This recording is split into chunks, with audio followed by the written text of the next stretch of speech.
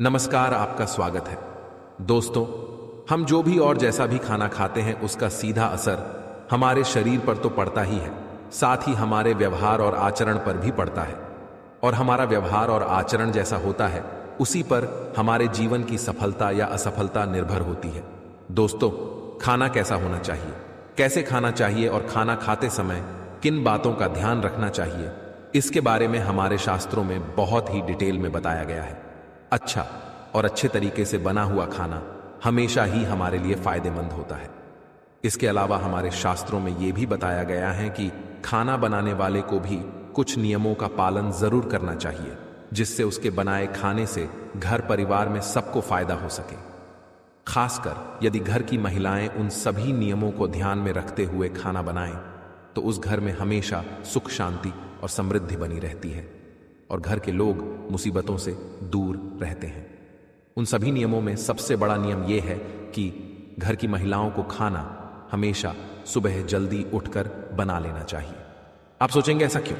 तो आइए हम एक कहानी सुनते हैं जिससे आपको यह बात समझ में आ जाए। बहुत पहले एक गांव में रमेश नाम का एक व्यक्ति रहता था। रमेश बहुत ही होशियार और हुनरमंद कुंभकार था, जो कि मिट्टी से ऐसे ऐसे सुंदर सुंदर बर्तन, खिलौने और अन्य चीजें बनाता था कि लोग देखकर हैरान रह जाते थे। उसकी बनाई हुई चीजों को खरीदने के लिए लोग दूर दूर से आते थे। इस प्रकार अपनी कला से वो अच्छा खासा पैसा कमा लेता था। उसने अपने लिए एक बड़ा सा घर और अन्य सुख सुविधा की वस्तुएं भी जुटा ली थी। लेकिन दुर्भाग्य से अपने माता पिता की मृत्यु के बाद रमेश अपने बड़े से घर में अकेले ही जीवन यापन करता था। उसकी बुआ से उसका ये अकेलापन देखा नहीं गया और उन्होंने अपने रिश्ते की एक सुंदर सी लड़की शांति से उसकी शादी करा दी। शांति सुंदर तो थी, लेकिन बहुत ही आलसी थी। किसी भी काम में उसका मन नहीं लगता था। उसे नींद बहुत प्यारी थी, जबकि रमेश को भोर में उठकर नित्य कर्म निपटाकर अपना काम शुरू करने की आदत थी। शांति सुबह देर से उठती थी और थोड़े बहुत काम किए नहीं कि फिर से सो जाती थी। आलस की मारी वो शाम तक सोई ही रहती थी और फिर जैसे तैसे आलस करते हुए ही खाना बनाती थी। घर में ना तो पहले की तरह साफ सफाई थी और ना ही रमेश को समय पर अच्छा खाना मिलता था। घर में कोई बड़ा भी नहीं था जो शांति को डांटता समझाता। शादी के कुछ महीनों तक तो रमेश ने सब बर्दाश्त कर लिया, लेकिन अब उसे लगने लगा था कि इससे तो वो कुंवारा ही ठीक था। कम से कम समय पर काम पर चला जाता था, घर में सफाई रखता था और अपने हाथों से समय पर खाना बनाकर खा भी लेता था। यहां तो दोपहर होने तक खाना बनने का नाम ही नहीं होता था। अब उसे शांति के व्यवहार और आदतों से चिढ़ होने लगी थी, लेकिन जैसे तैसे निभाना तो था ही, सो चुपचाप निभा रहा था। शांति को उसने प्यार से, डांट से, हर तरीके से समझाने की कोशिश की, लेकिन शांति थी कि सुधरने का नाम ही नहीं लेती थी। धीरे धीरे रमेश के बर्दाश्त की सीमा खत्म हो रही थी और वो गुस्से में रहने लगा था। समय पर खाना न मिलने पर उसे अक्सर काम पर जाने में देरी हो जाती थी। कई बार तो वो भूखा ही चला जाता था। फिर दिन भर भूख के कारण वो चिड़चिड़ाता रहता था। इन सभी बातों का बुरा असर उसके काम पर पड़ रहा था। उससे पहले की तरह काम नहीं हो रहा था। आमदनी कम होते होते इतनी कम हो गई कि उसका मुश्किल से गुजारा हो रहा था। पैसों की कमी के चलते अब शांति और रमेश के रोज झगड़े होते थे, जिससे दोनों ही परेशान हो गए थे। रमेश की बुआ को किसी ने इस बात की खबर दी तो वो अपने भतीजे गृहस्थी को देखने आई।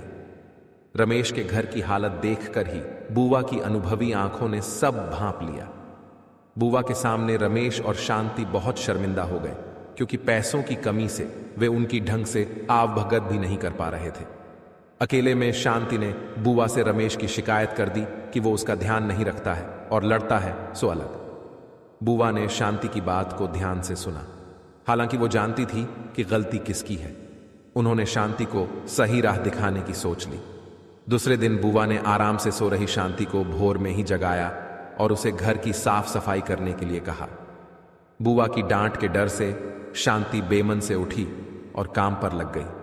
बुआ ने भी शांति की मदद की, जिससे घर चमचमा उठा। अब बुआ ने शांति को जल्दी से नहा धोकर तैयार होने के लिए कहा।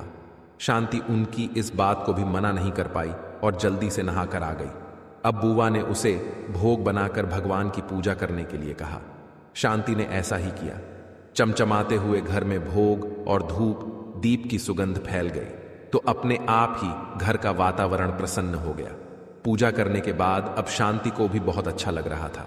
उसका सारा आलस पल भर में ही छू मंत्र हो गया और वो प्रसन्न मन से जल्दी से खाना बनाने की तैयारी में जुट गई।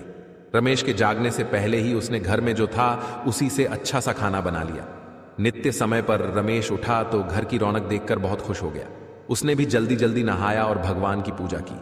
रसोई से आ रही खाने की महक से उसकी सोई भूख जाग गई और जब शांति चेहरे पर मुस्कुराहट लिए उसके सामने खाने की थाली ली आई तो वो शांति के बदले हुए व्यवहार से हैरान रह गया।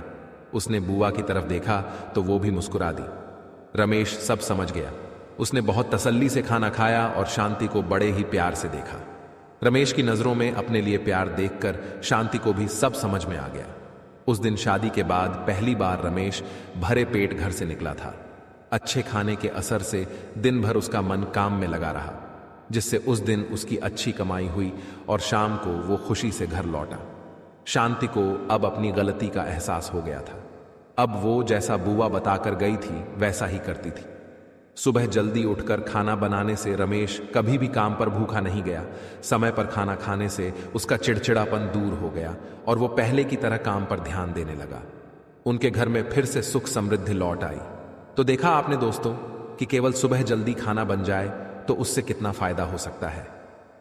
इसीलिए दोस्तों कहा जाता है कि रसोई घर में ही परिवार का भाग्य तय होता है।